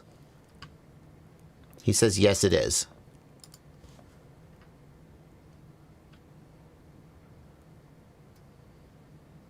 I believe he's telling us yes. He just said yes, so I assume that means it is.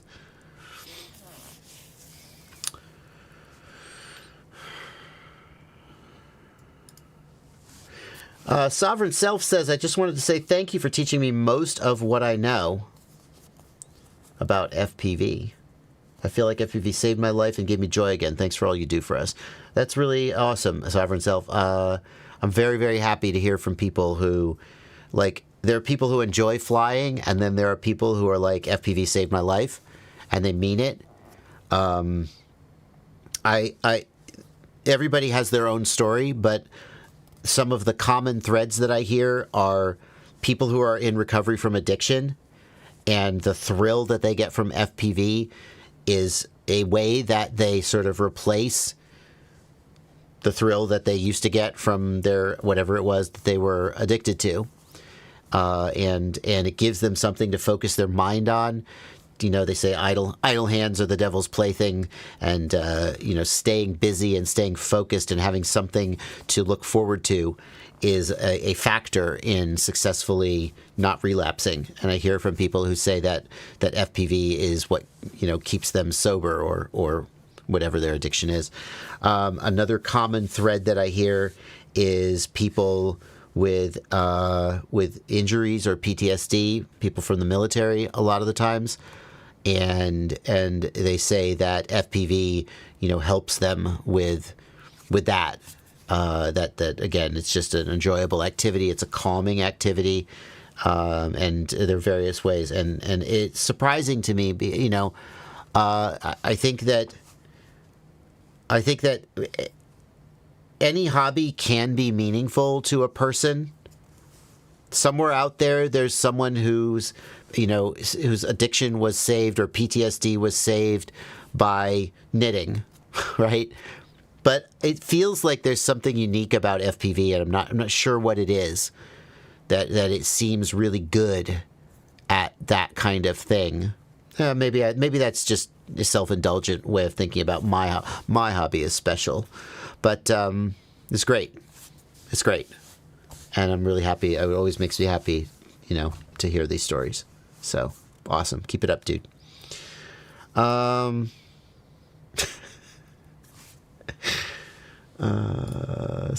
Sovereign Self, thank you for another $5. I want to know your thoughts on HDZero's Krux 3.5. Do you feel like it's a good quad for freestyle content? I do. I like the Krux 3.5 a lot. Krux 3.5 is a really fun little quad.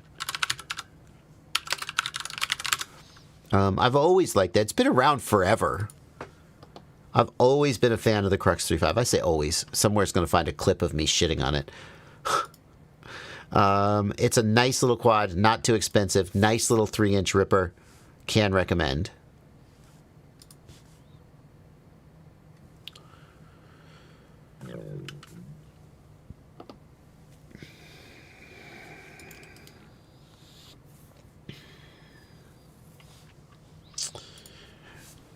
German Avila, thank you for 2500 CLP. Is there a 1200 milliwatt power mod for the DJI Goggles N3?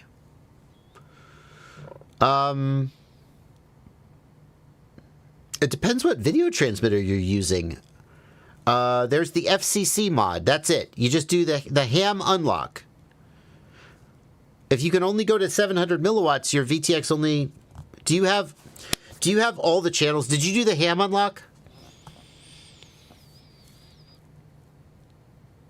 If you set your goggles to manual channel mode, yeah, if you have the N3 goggles, you must be using the 04, so you should have 1200 milliwatts. You can ham unlock the Goggles 3. You can ham unlock the... oh, does he have the 04 Lite? Is that it? Frenzy, thank you for reminding me. The 04 Lite only goes up to 700 milliwatts. If you're using the 04 Lite, that's the max. That's probably what's happening. Yeah, no, the Lite only goes up to 700. That's a hard limit. There's no unlock for that.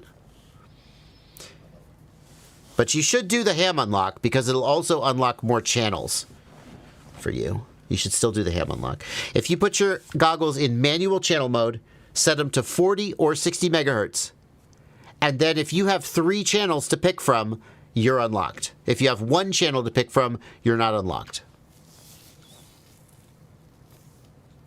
Okay, thank you.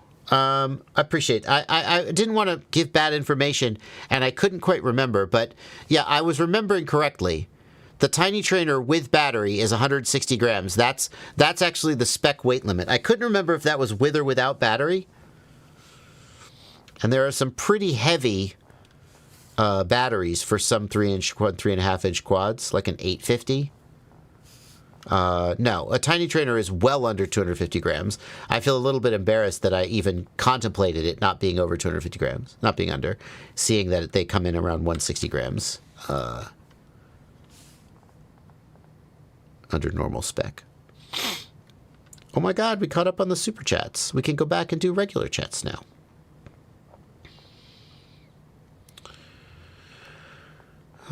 Tiny Trainer is 3 or 3.5?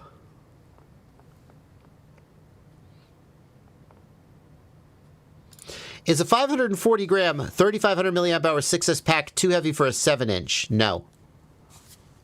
Long story short, no. That's fine. I actually fly, I think I literally, oh, sorry, wrong camera. I think I literally have that exact pack. I literally have a 3500 6S on my 7-inch right now.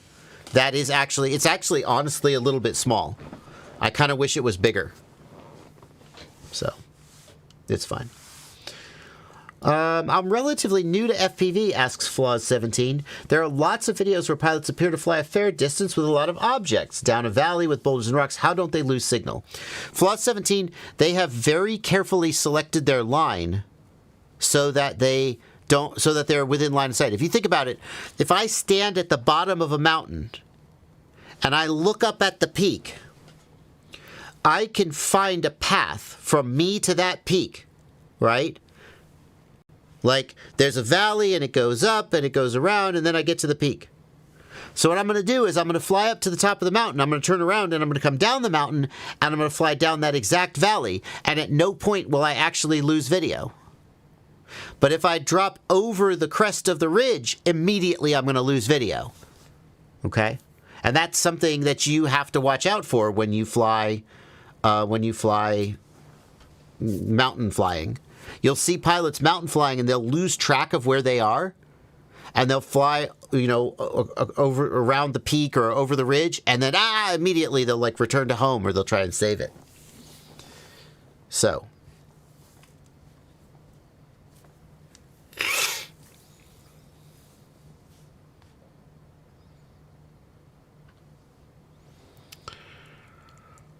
what's the difference between 50 Hz 2.4 gigahertz and 50 Hz low band on the GX12TX? 50 Hz 2.4 gig is 2.4 gigahertz. 50 Hz low band is 900 megahertz. 900 megahertz will have more range and penetration than 2.4 gigahertz, all else being the same. And all else is the same in this case. So the question is, what receiver do you want to put on your drone? If you're willing to put, if you have a GX12 and you're willing to put a big 900 megahertz antenna on the drone, you absolutely should, because you will just objectively get more range and penetration that way. But those antennas are kind of big, and you still get great range and penetration on 2.4 gigahertz. So a lot of people will just put the smaller antenna with the 2.4 gig receiver.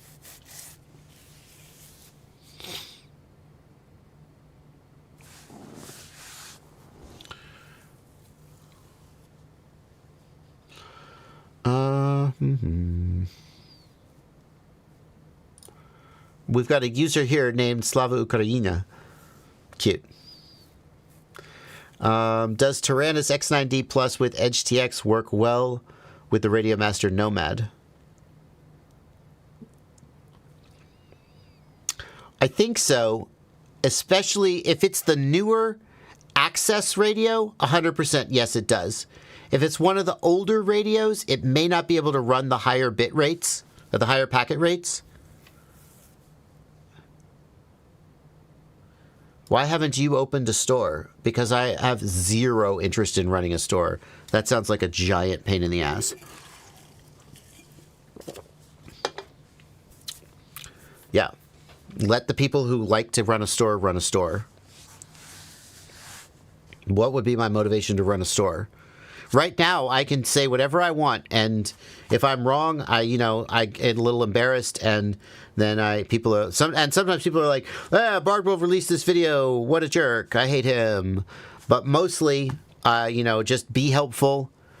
And like, if somebody emails me and I miss the email, it's like, what do you want? You didn't pay me any money. Right now? Or I just apologize. I'm like, hey, sorry, I've missed your email. Let me get back to you. If you have a store, man, people are up your butt all the time.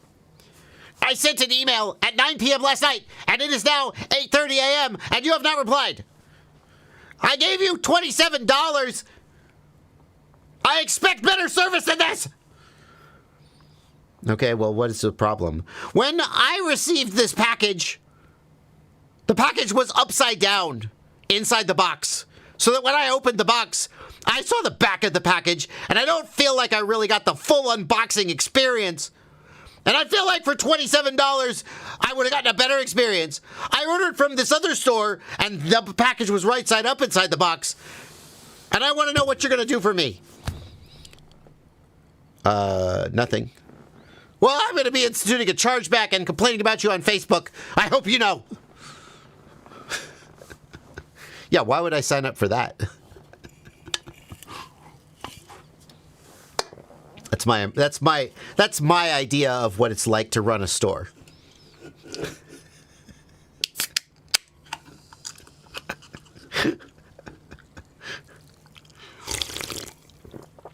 I have ordered from your store. Do you know how many times I have ordered from your store in the last year? I have spent so much money at your store. And you send me a box with the package upside down inside the box.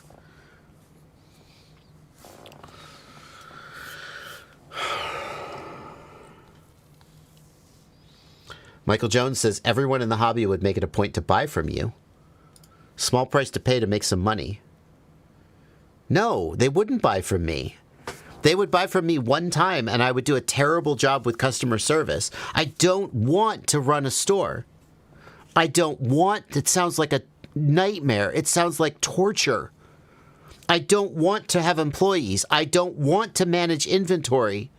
I don't want to be up all night thinking of what's selling, what do I need to order? Is my customer service good, or are they giving wrong answers and fucking off the customers? I don't want to do any of that. That sounds like a nightmare. There are so many jobs that I could be successful at, and I don't do them because I don't want to do them. It sounds like a nightmare. And I realize I'm very lucky to have a job that I want to do and to be successful at it. But what you're saying right now is, why don't you stop doing something that you like doing and are successful at, and instead do something that you're bad at and don't want to do? Why would I do that? Why would I do that? I wouldn't. I'm not going to. Moving on.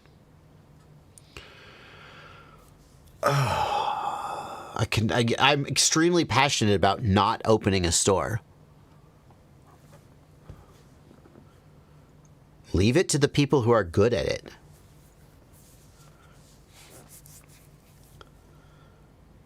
And want to do it.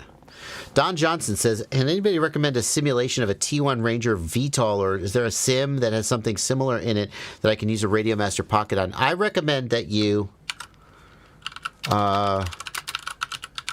download the Wings RC Flight Simulator. In my opinion, this is the best wing FPV simulator. There are other wing simulators out there, but they're line of sight. And Wings has a line of sight mode as well, but this is the best FPV simulator. Now, does it have a He-Wing T1? I don't know. Maybe it does. Like, I don't know if there's a list of planes here or something. Planes. Okay, that's can I know their names? But there's something in here that is approximately similar to a He-Wing T1. I don't see anything that is obviously the He-Wing T1. You find something similar and fly it and enjoy it. But it's a really good simulator. Highly recommend. Wings RC Flight Simulator.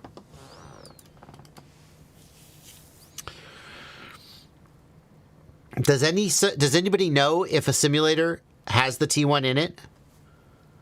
I mean, I still think you should get Wings because it's such a good simulator.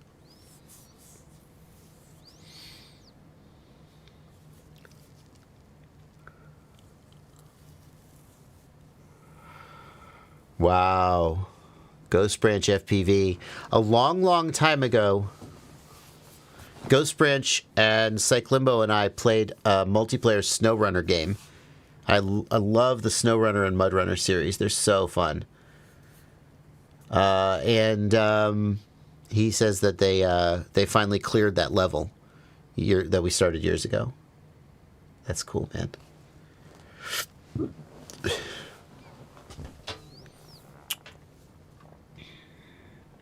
Thank you for a 24 euro donation from Scrap Attack, who just wants to donate and say hello, and thanks for the years of your commitment to the community and the free information. Thanks to you, thousands of pilots are flying worldwide today. Thank you. That means a lot, and I appreciate your kind words.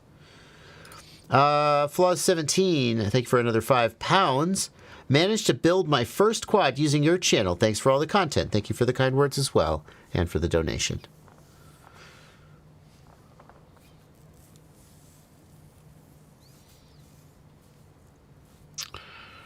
Let's see here.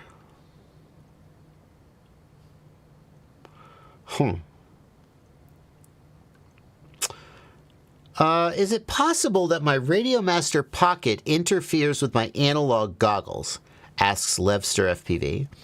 How is it that can be? I thought 5.8 and 2.4 gigahertz don't interfere with one another. Blunty, am I crazy, or did this exact question get asked in a previous live stream?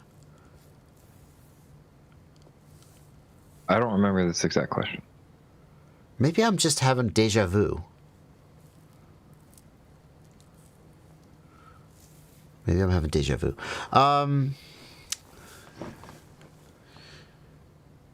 It's always possible for a lower frequency to interfere with a higher frequency due to harmonics. And 5.8 and 2.4 gigahertz are close enough that maybe you're getting harmonics. If you get a powerful transmitter close enough to a receiver, they'll interfere even though they're in different frequencies.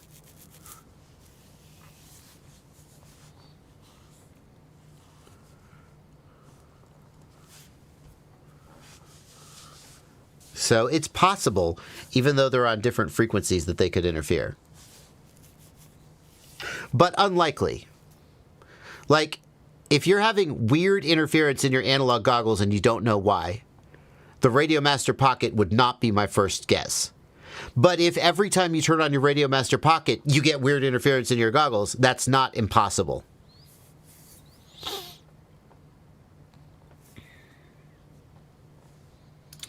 Sam Hay asks, after hitting a wall with my Air 65, the VTX stopped working and is no longer recognized by Betaflight.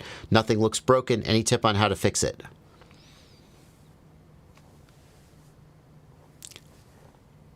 You know what I'm going to say, don't you? You have to, I mean, like, let's just see. Does the Air 65? I can't remember if it has an integrated VTX or not. I can't remember.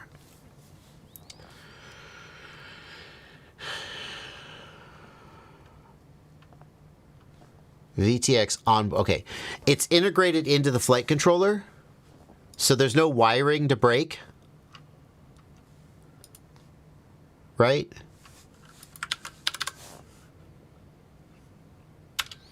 Five and one. Yeah. Yep, it does. Okay, so your new flight controller time. How do I fix it? It's an all-in-one. It's like the chances of you figuring out, like, maybe if you were a different person, you could figure out which, like, component, some resistor popped off or something. The chances of any of us doing that are extremely low. That's very difficult and we're probably not going to do it. So, like, it's either you get another VTX and you solder it up, maybe, if you can. I'm not even sure you can. It depends on the flight controller. Probably it's new flight controller time. Sorry. Also worth mentioning that sometimes when you, like, some of these flight controllers lose configuration when you get low battery.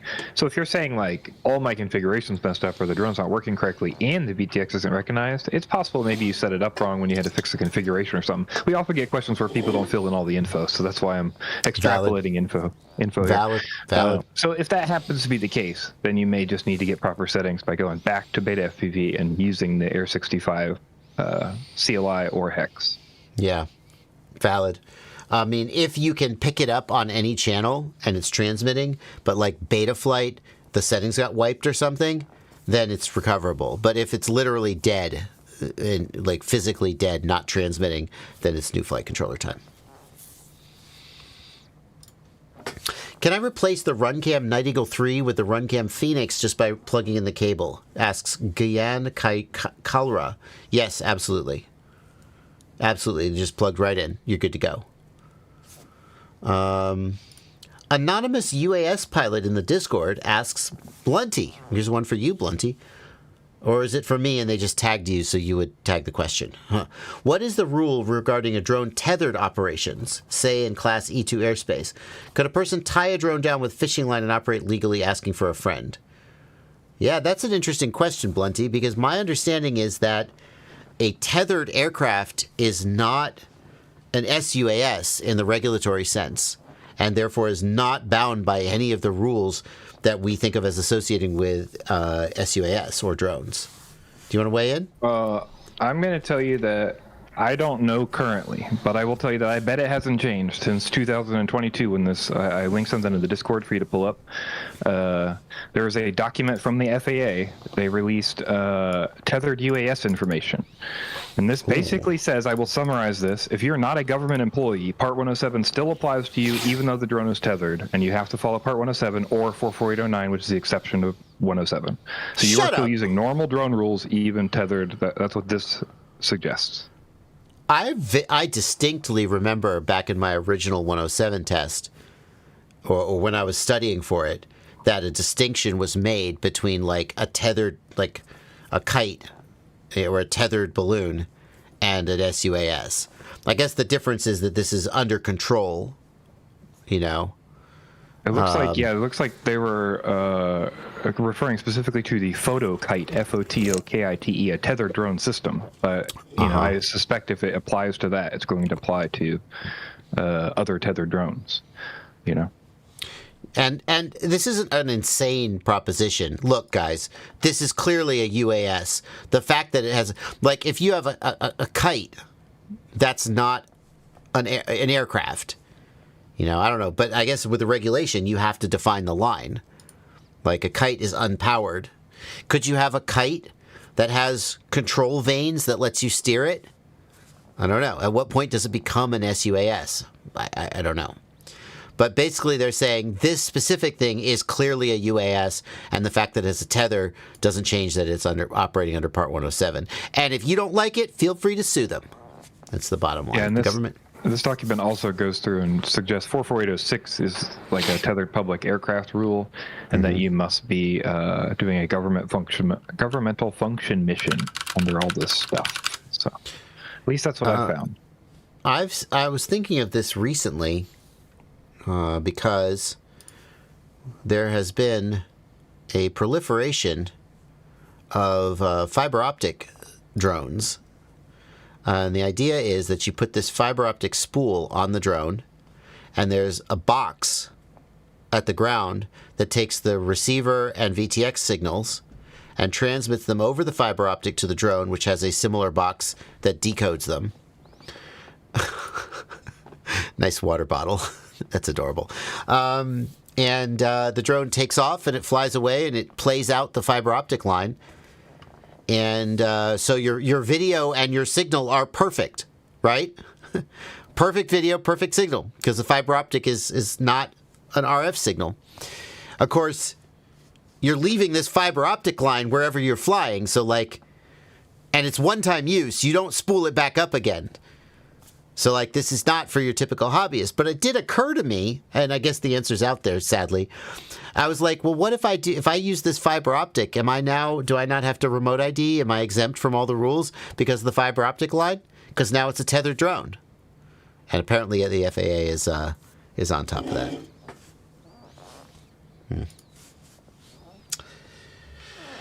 Cute.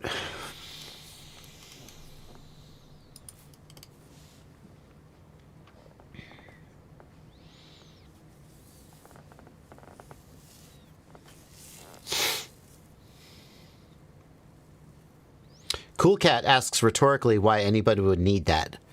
Anybody want to fill Cool Cat in?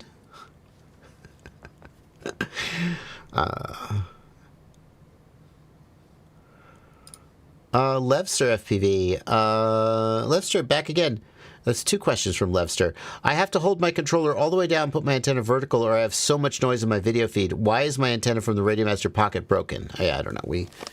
I don't know. It sounds like your goggles are broken. Yeah.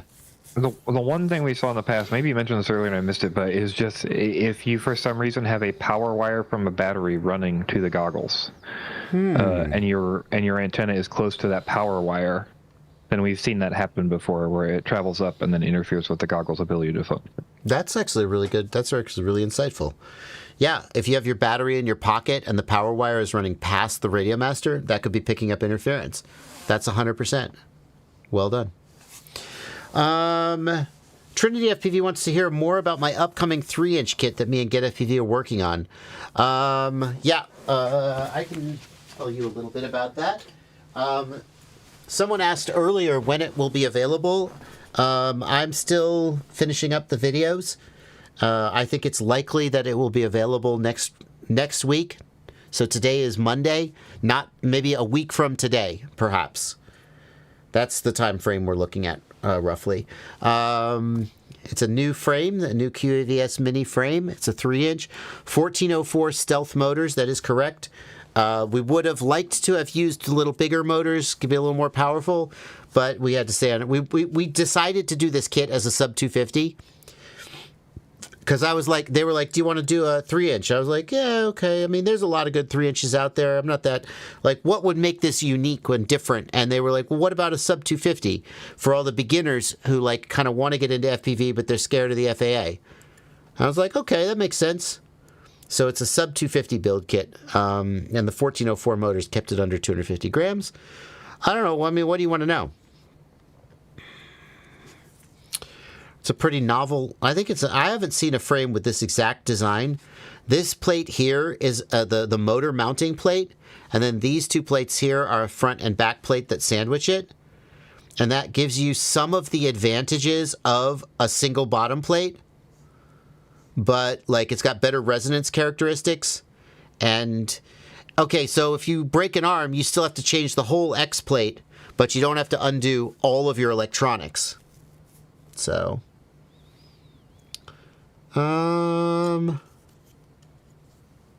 yeah, we're making the kit with the 04 Lite analog and walk snail, and Get FPV or Lumineer was like, I was like, so you guys are going to send me video transmitters, right? because I'm going to buy video transmitters for that. I need a new inbox 04, a new inbox Walksnail, so I can unbox it and I can show the user, the viewer, exactly what they're going to get. And they were like, we don't think we're going to send you an HDZero VTX because we don't sell a lot of them. I'll probably end up doing a tutorial for HDZero with a VTX that I have handy. But at least initially, HDZero is being left out. It will not hold the 04 Pro. There was no way to get this under 250 grams with the 04 Pro. You can do a 3-inch under 250 grams with the 04 Pro, but not with this frame. And the camera mounting would have been really unwieldy. Mounting for 25 and 20 millimeter electronics. Correct, Stevetrix?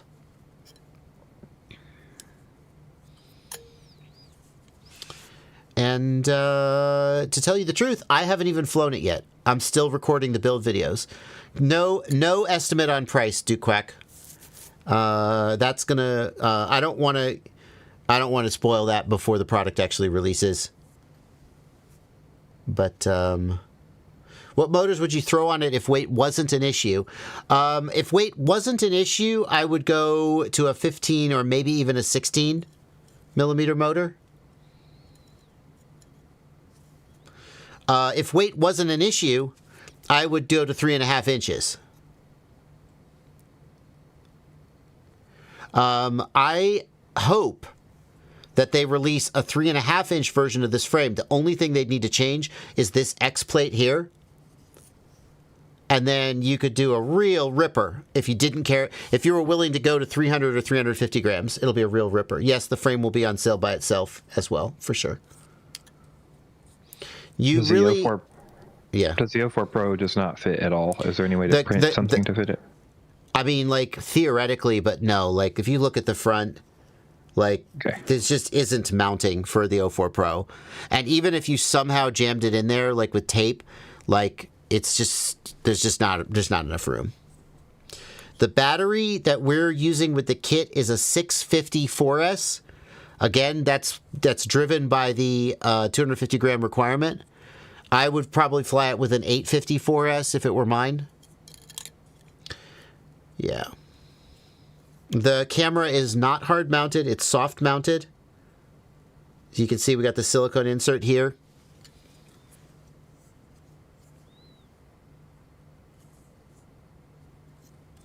So, yeah, little teaser on that. So 04 Lite, yeah, this is the 04 Lite right now that you can see is in there. There are some 3D printed shims here, but it is soft mounted.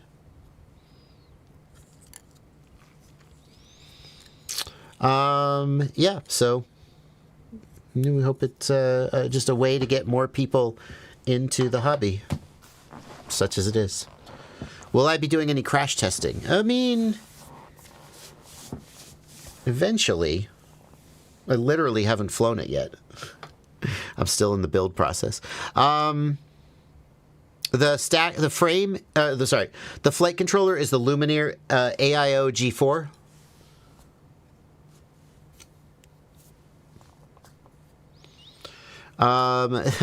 The 04 Lite, we're using the stock antenna, and this is how it's mounted. You're going to complain about that. I know. Here's the thing. The 04 Lite is mounted on top of the flight controller, right? That improves durability. And then for the camera, the antenna wouldn't reach to the back. And the Lumineer Axie antenna has a 60 millimeter cable, not long enough.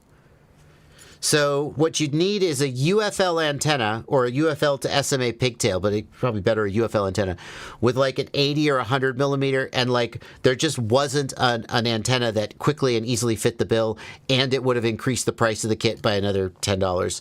And we were just like, you know what? We'll just use the stock antenna, and we'll zip tie it out the back. And if that's not good enough for them, they can solve the problem themselves.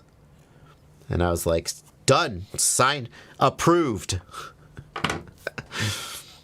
Does it exclusively come in purple? Yes, that is correct. Expected release date, probably next week. I will have the videos done by this Friday. That was my deadline. I believe that the parts that the kits are currently in the warehouse. I believe they've been received, and they're just waiting on me to finish making the videos. But I'm not 100% sure about that.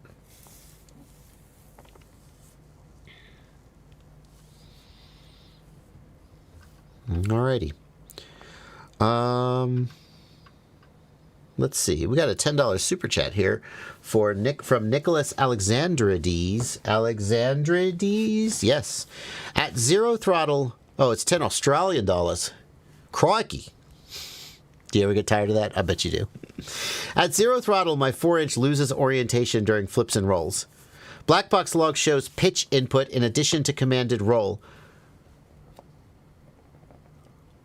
Above 10%, it's normal. Okay. If the Blackbox log shows... You're talking about RC command? If the Blackbox log shows RC command pitching forward, that is 100% a gimbal problem in your radio. Are you sure you're looking at RC command and not like the gyro or something? Because if you went to zero throttle and the quad just kind of tilted forward, the gyros and the PIDs might show like some pitch forward moment. But if you're seeing RC command, if you see the stick literally go forward, that's a gyro thing. I mean, a gimbal thing. That's your RC. That's your hand controller has a problem.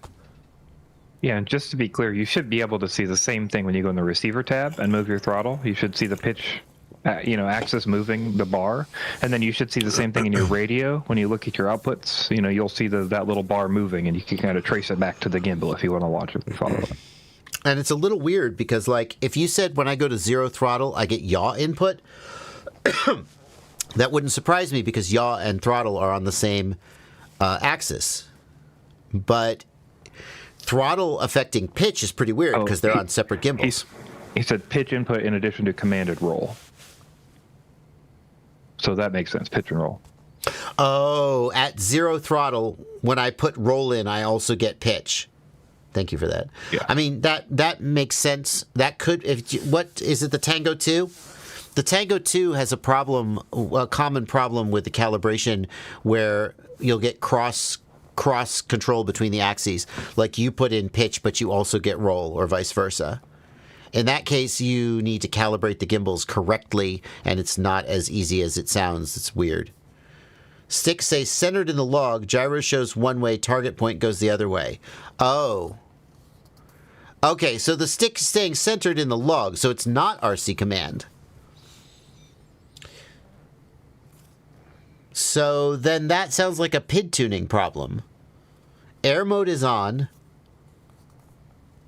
You could raise your idle speed. Is a motor stalling?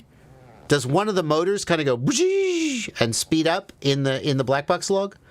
That would be a stalling motor, and raising your idle speed would fix it.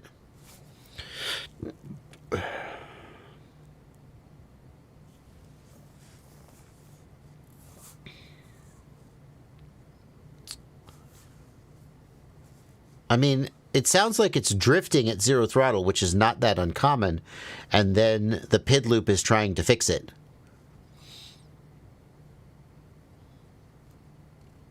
We got one more super chat. For some reason, just so you know, when we changed the system, it changed the way things work. But if you, Clueless Chemist gave a $5 super chat. It's question 33 in the queue. Oh, okay. What do you think would be the smallest size drone for the O4 Pro? 3.5 inch. Somebody's going to get an O4 Pro down on a 75 millimeter, and it's going to fly like shit, and I don't think it's really worth your time. Like a 95 millimeter Cinewhoop that doesn't need to be super agile could probably carry it fine, but I think ideally 3.5 is going to be just mwah, and not feel like you're making any compromises.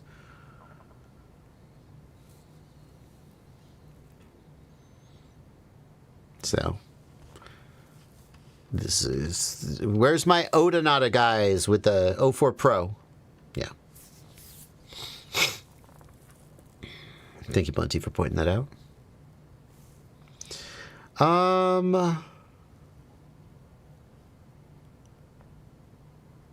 Matt Hunt says, can you help me pair my drone and controller? I've watched videos and still need help. Matt, the best thing for you to do is email me, and I'll try and figure out what you need and help you through it. But in a live stream where we can't interact directly, that's not where we won't be able to do that. Definitely email me, jb@joshuabardwell.com, and anyone is welcome to email me, jb@joshuabardwell.com, and I'll try to help you out.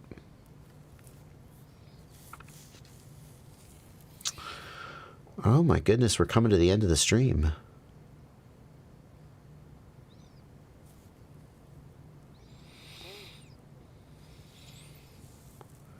Am I still using the Hoda D6 Pro charger? Yeah, I got 3 of them on the table back there. They've been fine as long... one of them died. Out of the 4 that I've owned for the last 5 years, one of them did have a problem. I don't remember what happened. A channel died on it, and I retired it.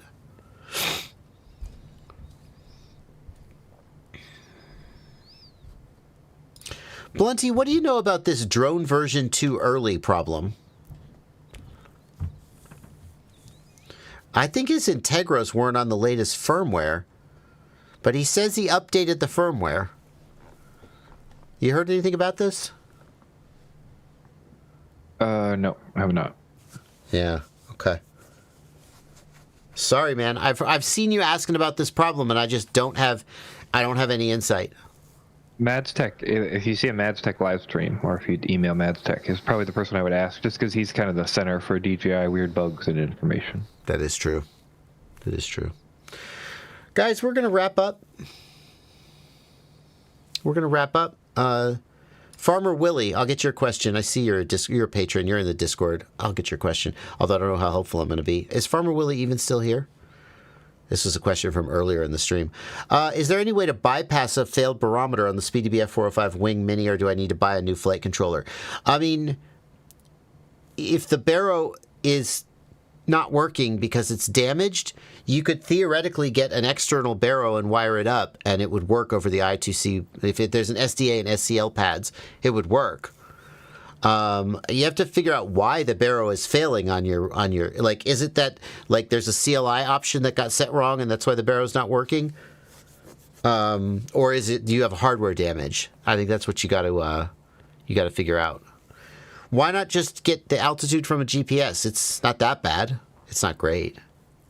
Just disable Baro and get the altitude from the GPS, right? All right, guys. We are going to wrap up. Thank you so much for being here. We will be here next weekend as well. We will not be here, right? Am I confused? No, we will. Okay. No, we might not have been, but then I checked, and yeah, the 9th and the 10th, we will be here. And daylight savings time is going to happen, so we will finally get our sunshine back. Looking forward to that. I'll see you guys there.